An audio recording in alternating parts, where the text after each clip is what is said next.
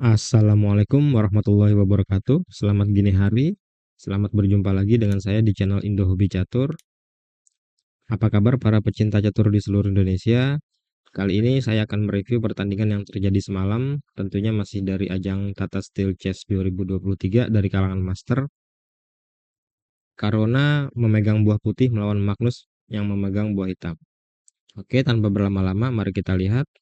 Caruana membuka dengan pion ke E4, lalu pion ke E5, kuda ke F3, kuda ke C6, gajah ke B5, Ruy Lopez dimainkan oleh Caruana, lalu pion ke A6.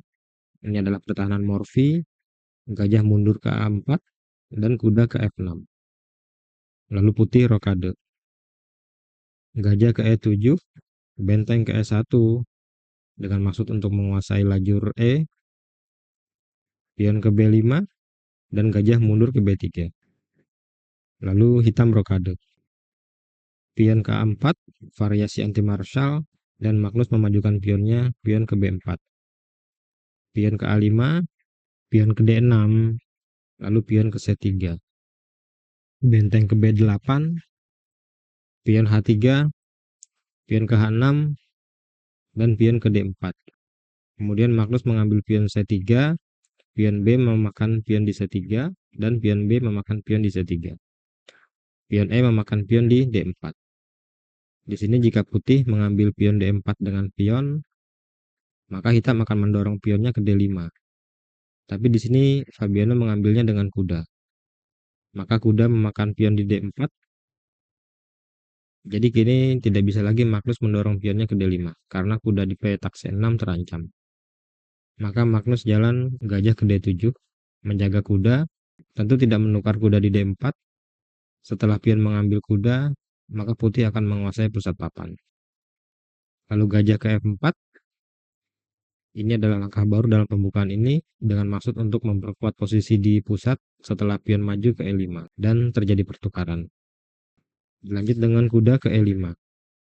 Magnus menutup langkah pion ke E5, lalu kuda ke A3, benteng ke E8, dan gajah ke G3. Bersiap untuk memajukan pion ke F4 untuk memukul mundur kuda dari petak E5. Gajah ke F8, melindungi pion di G7, sekaligus melindungi lajur E setelah terjadi pertukaran. Pion F4, mengusir kuda, kuda kembali ke C6, dan pion ke E5. Usaha putih untuk merebut petak E5. Pion D memakan pion di E5, dan pion F memakan pion di E5. Kemudian Magnus mengambil kuda di D4, kuda C memakan kuda di D4.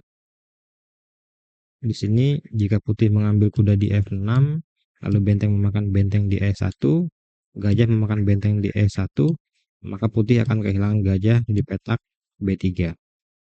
Setelah ini tentunya kuda di D4 harus diambil dulu, maka pion C memakan kuda di D4.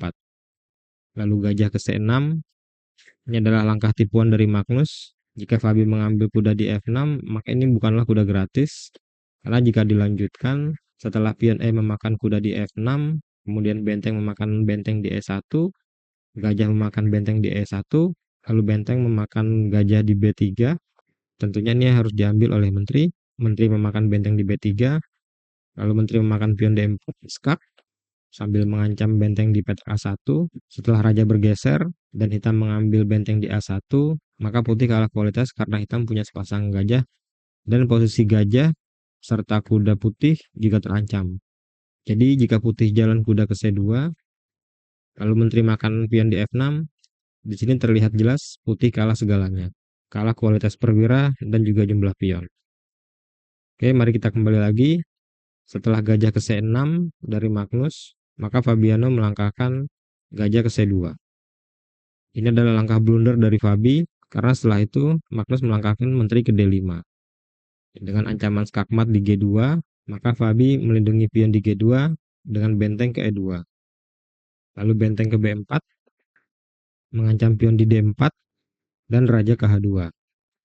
Fabi menjauhkan rajanya dari open skak oleh gajah hitam setelah benteng memakan pion di D4. Kemudian Magnus melanjutkan dengan benteng memakan pion di D4. menteri menghindar ke B1, kuda ke E4, mengancam gajah di G3, serta kuda bisa bermanuver ke petak C3, mengancam menteri dan benteng putih. Dengan kondisi dua kali kalah lawan Abdus Satorov dan Anish kemarin, sepertinya Magnus enggan mengkalkulasi lebih dalam. Jadi Magnus memilih untuk segera menuju permainan akhir dengan menukar beberapa perwira serta menteri karena dalam posisi ini Magnus sudah jelas menang. Mungkin jika Magnus mau mengkalkulasi lebih jauh, bisa saja Magnus melangkahkan benteng ke D2, setelah benteng memakan benteng di D2, lalu menteri memakan B2, mengancam skakmat di petak G2, jadi putih harus melangkahkan menterinya ke F1. Lalu kuda ke H5, mengancam gajah di G3, setelah kuda diambil, maka gajah ini tidak ada yang melindungi.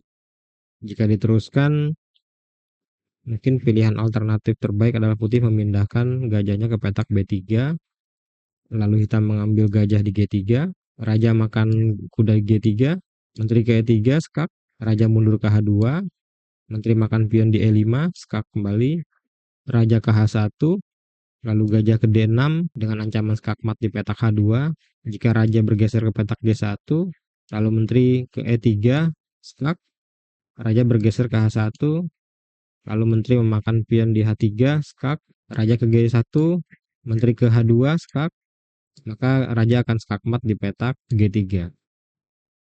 Oke, mari kita kembali lagi. Setelah Magnus melangkahkan kudanya ke petak E4, jelas kuda di E4 ini harus diambil.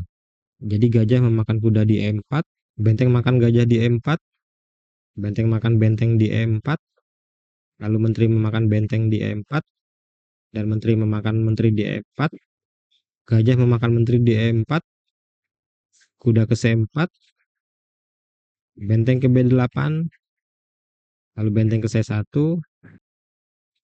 benteng ke B5, mengancam pion, pion ke E6, mengajak pertukaran pion E6 untuk pion C7, pion F memakan pion di E6, dan gajah memakan pion di C7. Benteng ke C5, mengancam kuda, dan gajah ke F4. Kemudian gajah ke D5.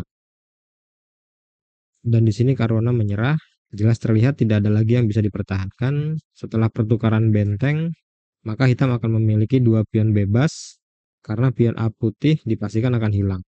Selamat kepada Magnus, setelah dua kali kalah berturut-turut, akhirnya kini bisa menang lagi dua kali berturut-turut. Magnus menjaga kemungkinan untuk bisa menjuarai Tata Steel dan juga menjaga persaingan yang lebih seru pastinya menuju mahkota juara Tata Steel Chess tahun ini. Oke, sekian saja review kali ini dari saya. Terima kasih sudah menonton, semoga Anda menikmati video kali ini. Klik like jika Anda suka, dislike jika tidak suka, subscribe agar saya semakin bersemangat untuk membuat video-video menarik lainnya yang tentunya masih dari dunia catur. Dan terima kasih juga bagi yang sudah subscribe, like, serta komen di video ini atau video saya sebelumnya. Sampai jumpa di video berikutnya. Assalamualaikum warahmatullahi wabarakatuh. See ya.